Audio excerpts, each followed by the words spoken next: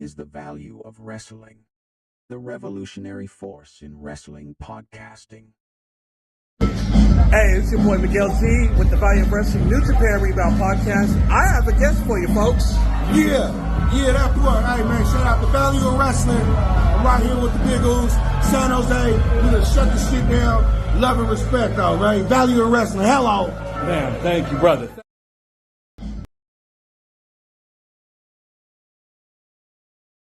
System. All right, ladies and gentlemen, welcome to the party. La-di-da-di. This is your Monday Night Raw post-show review for January 29th. We thank you for joining us. And, of course, you feel free to join us in the chat where people want to talk about Vegas and the Raiders, and I don't know why. But anywho, let's get into the introductions before we get this show started. Of course, you know the man across the one, the only. Paulus Clarke.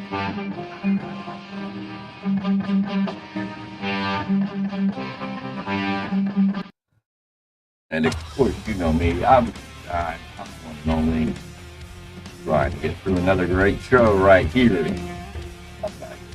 on YouTube. We thank you for joining us. We thank you for taking time out of your busy night to be here. We're going to push through, and we're going to make this a damn good show. Yeah.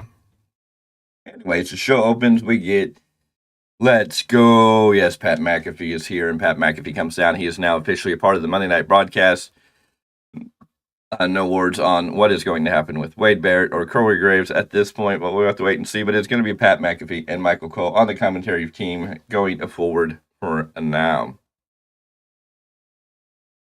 We get a long recap of the Royal Rumble, and we get the information that CM Punk has injured himself, and CM Punk is out here to address this.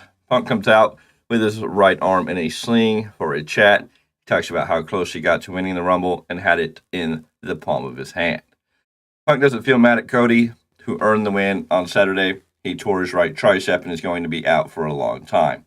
That means that main eventing WrestleMania just isn't going to happen this year, and the fans are not pleased. Punk talks about a friend. Punk talks about maybe he'll never main event WrestleMania, sort of. Punk talks about his friend who's battling cancer, and he never says a bad word, and he's the kind person that Punk wants to be. We hear about other people Punk knows who work day-to-day jobs, and they keep going, which is what he wants to do. He's a Chicago Cubs fan and guarantees us that there's always a next year.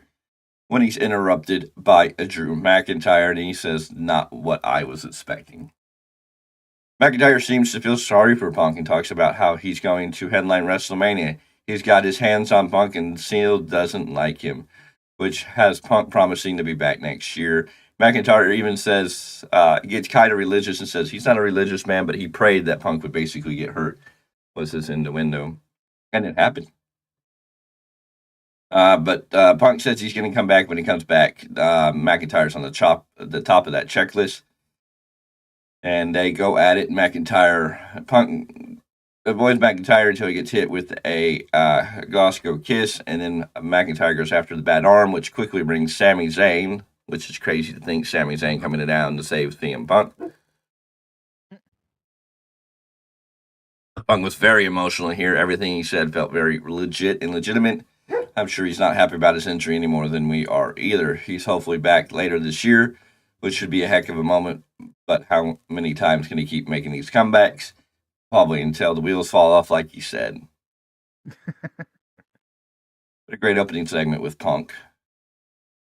Judgment Day is happy with how things are going and ready for DIY. DIY is ready for Judgment Day, and we've been waiting for years for this chance. I believe it was 7 years. They said it before they came out. Mr. Clarke, your thoughts on the opening of the show? Man, I so popped when Drew McIntyre said he prayed for this moment, and it happened. I know it's not always desired or liked when you have religious connotations brought into professional wrestling, but it was just such easy heel heat, and it makes perfect sense. Sami Zayn coming out for the save. I'm kind of glad he's kind of getting pushed back into the main event scene without being necessarily in the main event. Like, that uppercut is like, hey, remember, this guy still can go, and he's going to be a part of the show. Anyways, we have DIY versus Judgment Day. Judgment Day defending. Priest takes Ciampa into the corner and hits him in the face. Take over. Everything breaks down in a hurry with DIY hitting stereo dives to the floor, meaning stereo pats on the back. We settle back to Priest dropping Ciampa face first onto the apron. Back in, and Balor axe kicks, gets 2 on, so Ciampa goes over for the tag, which the referee doesn't see. Ciampa finally gets in a reverse CDT for the breather, and the tag brings in Gargano to clean house. The slingshot spear gives Gargano 2, and everything breaks down again. Ciampa assists Gargano for an assisted slice bread to Priest, but can't hit the fairy tale ending. A heck of a clothesline gives Priest 2, and he throws Gargano outside for making the save. South of Heaven is broken up, though, and Ciampa hits a super white noise for 2. Meet in the middle connects, but Priest makes the save. That makes Ciampa sends Priest over the announcer's table as Balor knocks Gargano into the corner, but misses the coup de grace. Gargano escapes as the Sicilian stretch go on at the Gargano escape and the Sicilian stretch go on at the same time until Priest drops Ciampa onto the other 2 for the save. We settle back down to Gargano escaping the Razor's Edge and handing it back to Gargano escaping the Razor's Edge and handing it back to Gargano. That doesn't make sense. The supercut drops Balor, so Priest loads up the Razor's Edge to Ciampa, only to be cut off by Gargano.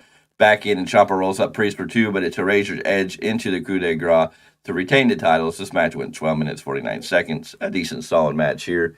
DIY doesn't get the win just yet. This will probably be a WrestleMania rematch, probably where they really need to win the titles, but a good, solid match here. Your thoughts, sir?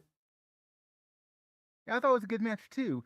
I was a little concerned when DIY didn't come with the win. I'm like, okay, so Balor and Damian Priest, they steamrolled over the Creed brothers. I mean, like, pretty much right now, it's like they're steamrolling over everyone when the wins actually count for the tag titles. Mm-hmm. I think it's just heading. Like you just said, I could see this as a WrestleMania rematch. And if you go on the idea that WrestleMania is where stories are supposed to finish, maybe that's a good idea. I think you're just building. I think you're building Judgment Day up for their loss at WrestleMania. It gives them, both these men, something safely to do. Because if you have them drop the titles, where they really go now? They're kind of lost in the shuffle. There's not a lot for Balor and Priest to do. Because when we thought they were going to break up Judgment Day, it seems less and further away from that. I think once they lose the titles after WrestleMania, now you've got the next chapter. We can start seeing the falling apart at Judgment Day. Rhea Ripley loses her title, most likely, and Judgment Day loses the tag team titles. Now they're all kind of mad and fighting with one another. This would also give reason for Rhea Ripley to steal the briefcase from Damian Priest behind his back and try to cash it in. This was just what I assumed. Why is he holding on to that bag so long? I think something funky is going to happen with it. Well, some people out in the IWC feel like one of the WrestleMania matches could have been, or may be, Damian Priest versus Finn Balor as a part of this Judgment Day breakup. Yeah. That's a likely match. Will it happen at WrestleMania, though? That's up in the air. Not unless we see something between now and then, and I don't see it heading that way. And as long as they're tag team champions, it's not. So I'm assuming they're going to control the tag team titles. I think they lose them at WrestleMania. That'll end the Judgment Day, and then we'll start seeing the fallout from there. So Damian Priest Balor will probably be more of a SummerSlam thing, if anything. It'll just depend. Post-match, Dominic Mysterio and JD McDonough come in the ring to celebrate with Damian Priest, saying, "We have seen a different side to the team in recent weeks, and it's time to thank someone for making it happen." That would be R-Truth, so here he is for a chat. Albeit after Priest pressures him into the ring that he'll be safe. Truth comes in and talks about doing Priest's taxes, connecting up with Bitcoin and all this other stuff. Priest says Truth doesn't even know what he's talking about. Priest talks about they are family with Balor, or he talks about them being family. And then Truth jumps in and says, yeah, they're family. That's what he's been telling him. Priest is R-Truth's older brother. Priest goes, but you're older than me. Bauer is the weird uncle, but they still love him. He calls Dominic Tom Nick. And J.D. McDonough is like the Stark brother you don't want to admit is in the family. Priest says, yes, they're family, but Truth is not a part of the team.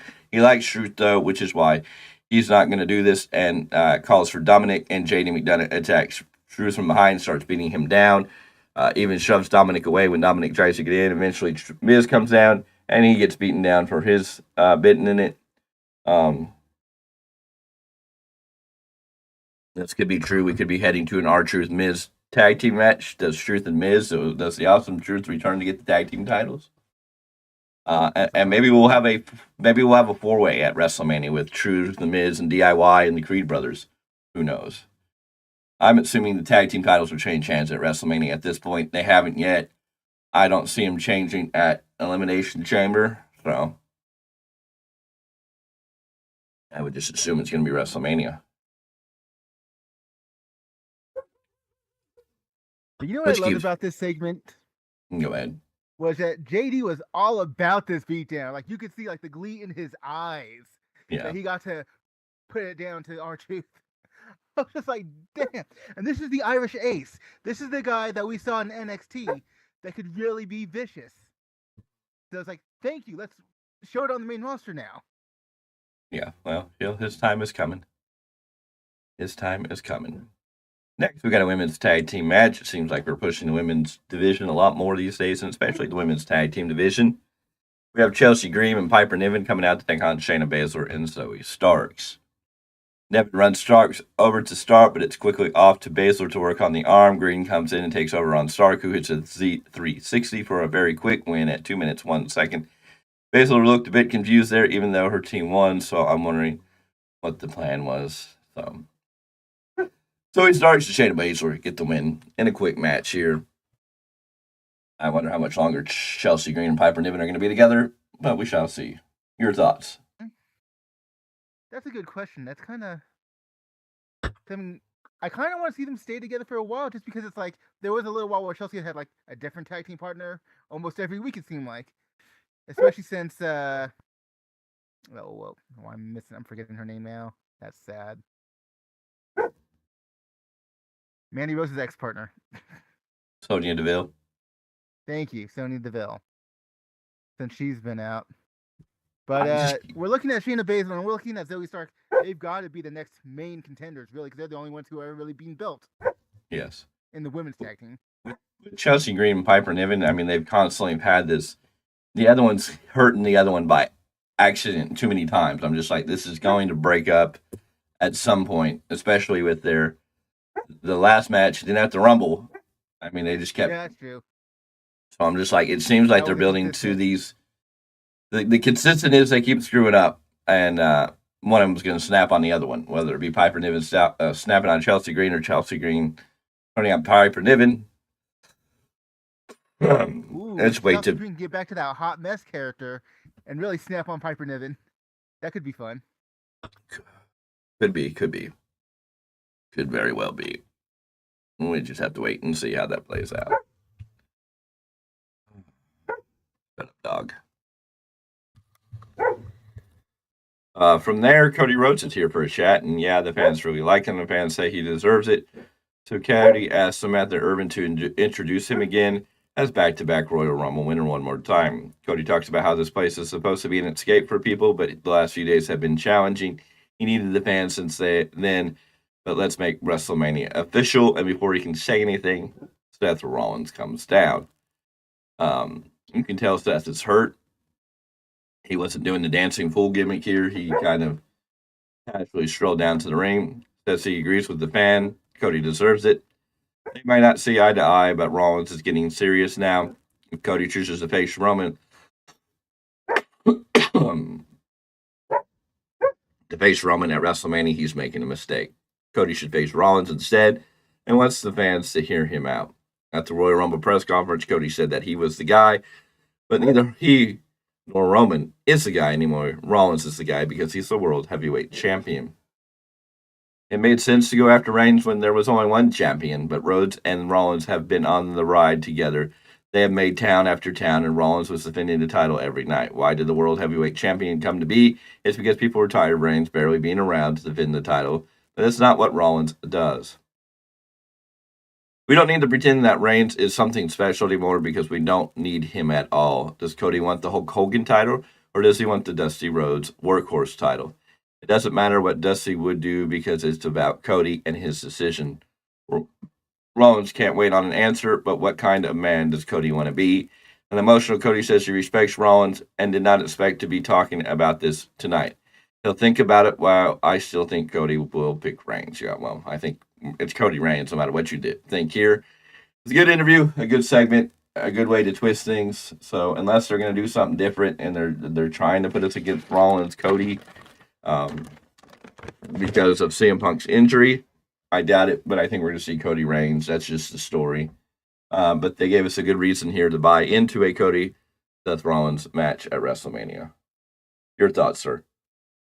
Oh, absolutely. They gave us every reason. The story, the interview, however you want to put it, that Seth put out, the argument was very compelling. There's just one caveat, though, that the reason why the story is with Reigns is because that's the title that has the lineage. And that was the point when Cody came back. It wasn't just to have a main event title. It was to have the WWE lineage, that the title that has the lineage behind it. Whether it's Winged Eagle, whether it's the current, it's the title that has the lineage, and that's the story that Seth Rollins. Why Cody's gonna say no to him? Now, does this also set up down the line whenever Cody does have his WWE Championship run? Loses it eventually, could they circle back, for a possible World Heavyweight title match? The future is possible. Well, you're assuming Rollins is going to have that title after WrestleMania. That's why I said possible. I'm not saying it's going to be one long-ass run. I'm just saying you never know what's going to happen in between. I think Seth is definitely losing the title, and I'm pretty sure Roman's losing the title. A title go to Cody.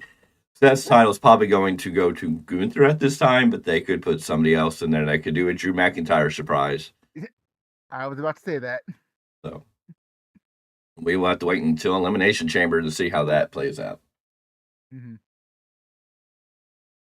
New Day is ready for another title win. Kofi beats Gunther for. New Day is ready to win another title when Kofi beats Gunther for the Intercontinental title. This is what they were telling us. Next up, we got Jey Uso versus Bronson Reed. Reed runs him over to start and hits a hard clothesline back up, and Jey manages to knock him outside for the suicide dive. We take a break and come back with Uso punching away and getting two off a high cross body. The enziguri is knocked away, though, and Reed's backsplash gets two. Reed goes up but gets knocked down, only to avoid the Superfly Splash. Reed's Death Valley Driver gets two, but he misses his Tsunami. Uso spears him down and hits the Superfly Splash, and we get an Uso win at 9 minutes 17 seconds. Definitely a good match between these two. I think we'll see a run back of this. We'll see where Bronson Reed falls into the bigger picture in Jey Uso. If Gunther isn't facing Seth Rollins for the world title, Gunther will be defending his Intercontinental title. I think we got plenty of contenders here. You have a Chad Gable, a Bronson Reed, and even a Jey Uso. Your thoughts on this match? The match was cool, but it got me to thinking. I would almost want to see maybe a triple threat between Bronson Reed, Jey Uso, and Gunther for the IC title, and then whoever wins that match run it back at SummerSlam between Gunther and Jey Uso.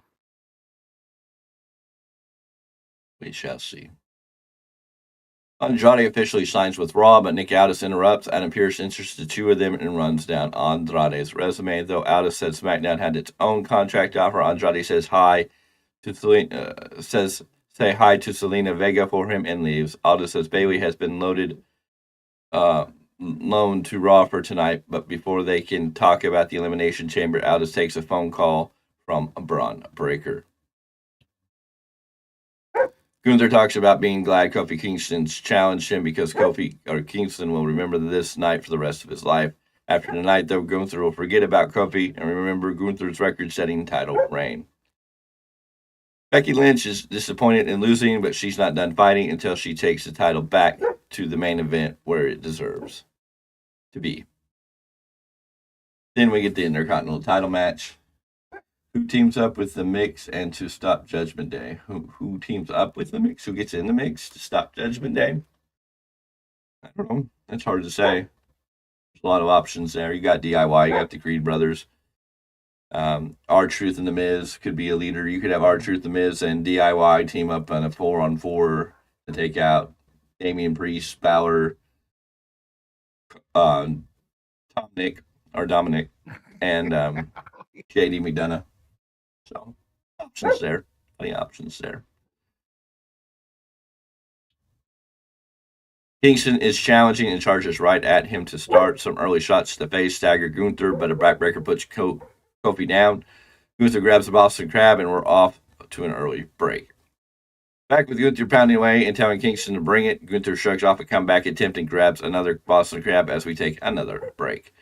Back again with Kofi hitting a jumping knee, but getting caught in the sleeper. The powerbomb is broken up and they head outside, with Kingston countering another powerbomb attempt into Hurricane Rana into the post.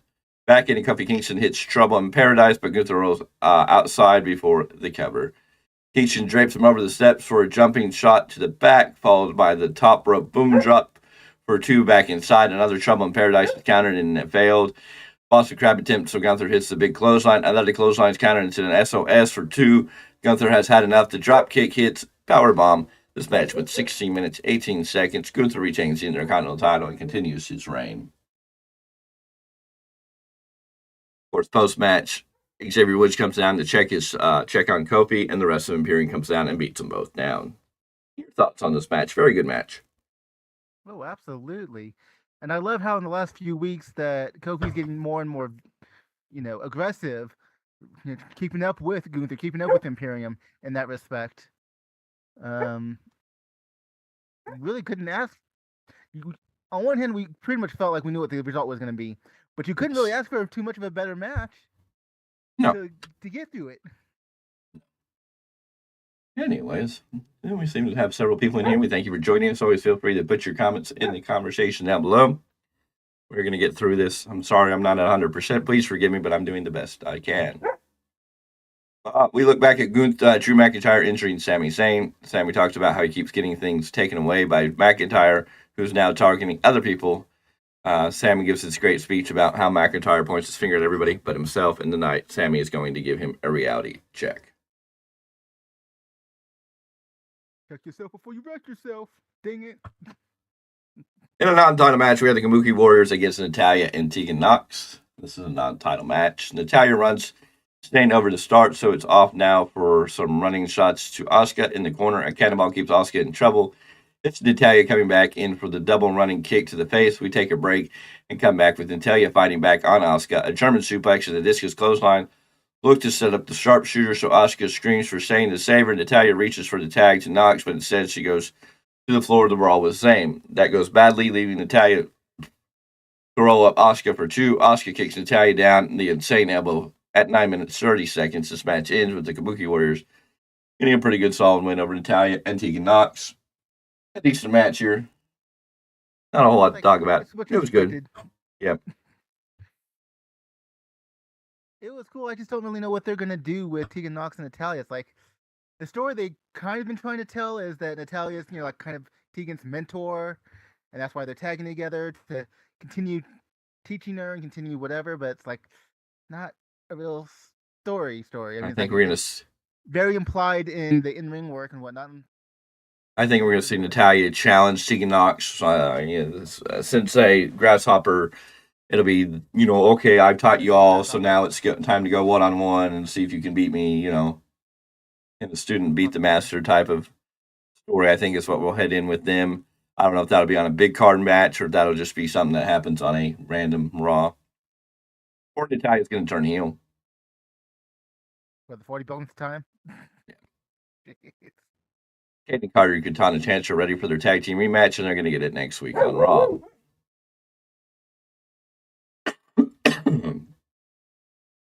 Here is Bayley with the rest of Damage Control for a chat. Bayley talks about how everyone was saying she wasn't as good once she came back from injury, but now she is back as the Royal Rumble winner. She beat the best women's division ever. She beat the best in the women's division ever and even broke Rhea Ripley's Iron Woman record. Ripley to interrupt, but then Nia Jax jumps Ripley from behind. They fight. They get in the ring with Nia Jax running her over, dropping a big leg drop, another big leg drop, another big leg drop before she hits the Annihilator. After Jax hits the Annihilator, she turns her attention to Bayley. The rest of the Damage Control slips out of the ring. Nia Jax has Bayley in the corner and tells her Ripley isn't making it to WrestleMania, but Bayley says she's going to make her announcement on SmackDown, and this was more about setting up Ripley for her match in Australia, from what they're saying. So, real Ripley versus Nia Jax in Australia, that's okay. I would be just fine with that. Who's That does not need to happen at WrestleMania. Who's Bayley going to choose? We get to find out on SmackDown on Friday. Drew McIntyre says Sami has never beaten him, and this isn't going to change tonight. Hi. Sami Zayn versus Drew McIntyre. This is your main event match. McIntyre jumps him to start, and they go to the floor for an early break. Back with Sami Zayn hitting a sunset bomb for a much-needed breather. Zayn fights back again, but gets run over with a hard shot. McIntyre goes up top, only to get superplex back down in quite the big crash. The Luva kick is cut off with an elbow to the face, followed by the overhead belly-to-belly. White Noise plants Zayn for two, but he knocks McIntyre into the corner again. Another Haluva kick is blocked with what appears to be a low blow. The Claymore for the minute finish. This match went 12 minutes, 56 seconds. Good solid match between these two. I think we're going to see more of these two. Maybe these two will wind up wrestling each other at WrestleMania in some form or fashion if neither of them are in the title match. It's just kind of a wait and see. Your thoughts on this match? The one thing I hate how they sold it as far as through commentary. They kept calling it a low blow. McIntyre, blocked himself from getting hit, and it just happened that when Sami Zayn was going for the Haluva kick, it hit him in the area. That's a low blow to me implies he went to try to hit him in the balls purposely, which that's not what happened. But in any event, it helps lead to getting the Claymore out there and getting the pin. So yeah, I thought it was a good story. I thought it was a great TV match. Mm-hmm. And we'll see where we go from here. Good solid main event, and we'll have to see what happens, how it plays out from here. We know Punk is gone on injury. He's going to go have surgery. He'll be out 4 to 6 months. We probably won't see him back until SummerSlam, if not later, or maybe not until next Royal Rumble, depending on how they go about it.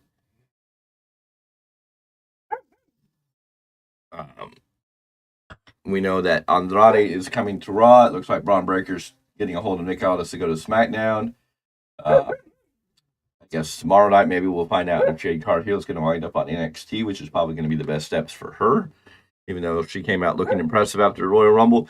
This is a good Fallout show. Hopefully by Friday we'll kind of know the final stages of everything, because Elimination Chamber is not that far around the corner. I didn't need to know. Less than a month. We kind of need to know who's going to face who. Is Cody going to go for Reigns? Is he going to go for Rollins? And, of course, I think we all know he's going to go for Reigns. That's just what the story is. Which means the men's Elimination Chamber has to be for Seth Rollins' title.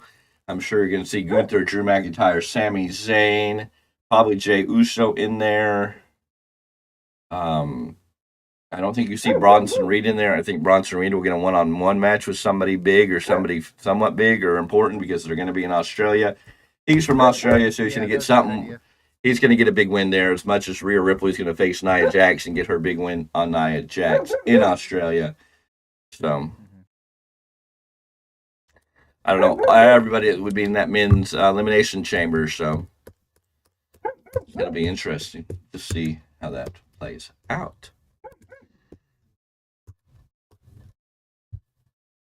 What other comments do you have on Monday Night Raw? This was a good episode for the road to WrestleMania. It's continuing to build, and that's all you can ask for from this show. A lot of questions that still need to be answered, though. And a lot on NXT, they'll start answering a few minor questions.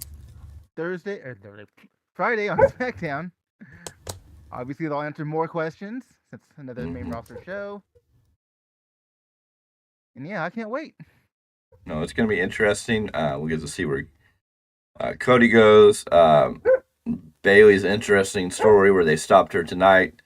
How's that all going to play out? It's going to be very interesting. The Judgment Day, their tag title reign. How is Judgment Day going to fall apart? Is R-Truth going to be the catalyst in all this? A lot of stuff there, which is really good and solid for what we need right now. We need a lot more questions and answers to keep us pulled into these stories so we can find out how this all play out. Elimination Chamber in Perth, Australia should be huge. Of course, the big question is, are we going to see The Rock in any form fashion between now and WrestleMania? I think, again, the only way you see The Rock involved is if he decides to be a special guest referee in the match between Cody and Roman. And then you can build towards next year's WrestleMania between The Rock and Roman Reigns. Because we know after WrestleMania, Roman is going to go away without the title, at least. Cody will carry that title. And then when Roman comes back, at least he has kind of a storyline where he can go after. Right? Yep. Exactly. So a lot of things out there, a lot of opportunities to find out. We're going to have to wait and see. But we do thank you for being here. We thank you for joining us. Always feel free to join in the comments. If you're watching this later, please feel free to drop your opinion on what you think is going on, what you think is happening. It's always welcome. Make sure you like this video. Give it a big thumbs up, please. If you've joined us now or join us later, it helps get this video out in the algorithm and gets more attention on it. If you're brand new here, go ahead and hit that subscribe button. Join the Value Wrestling family. Become part of the Value Wrestling family. Because each and every one of you become part of the family and become part of this growing podcast and help us grow. We'll be back on Wednesday with Dynamite, of course. So make sure you have your notifications on so you'll be alerted when we go live. And Remember that you should be subscribed because tomorrow, Tuesday, the New Japan Rebound podcast will be dropping. There you go. So another reason why, if you're a big fan of New Japan Pro Wrestling or just slightly interested and want to know what's going on over there, you don't want to tune in for that. Plus any other new content that comes up along the way. As always, we are the Value Wrestling. We are always here right here on YouTube. Feel free to drop a comment below. You can always get into the description. There's a link to the link tree where you can get connected to more of us. Our social media platforms are there, so you can find other things that we are doing and a part of. Woohoo! What are we woohooing? Why are we woohooing? I think this is Miguel's version of "What's up." What's up? I have a little bit to give, a little bit to give. Style, or do you want to do it R-Truth style? Go get a table at a restaurant, preferably BJ's, as long as they don't screw up the order. That's a different story. We don't get that. Are you okay, madam? Yeah, you're good. No comeback, Mr. Miguel. He's woohooing probably because his Niners won on Sunday, and he thinks they're going to beat the Swifties on February 11th at the Super Bowl in Las Vegas, Nevada. It's okay. We all have to have dreams sometime. You all have to have a higher thing to believe in. I know. It's okay. Paul will be there for you to cry when it happens. It's late. It's Monday. I don't care if it's late. It's freaking late. I get that. It's late for me. It's even later for Mr. Paul. I'm about 70% worth my effort. My throat's clogged up with a bunch of gunk that's not fun. So, yeah, you're going to come cry to me. It's late. Mwah. Cry me a river again. And on top of that, considering the New Japan schedule, isn't he used to being up late? Or getting up early? Either or. And I can't. Yeah, you want me to feel sorry because you partied hard all last night and then you had to get up and go to work and now you're all exhausted? Boy, let me tell you about a life. Tell me when you work 12 hours a day, 7 days a week for a straight year in a foreign country that you didn't even want to go to. Then we'll talk. Yeah, 12 hours a day. That's not even including the hour for PT, the hour to get up and get ready. So, yeah. Anyways, no, understand. It's all love. We all love one another. We have mad respect for one another. That's the only reason we give each other crap.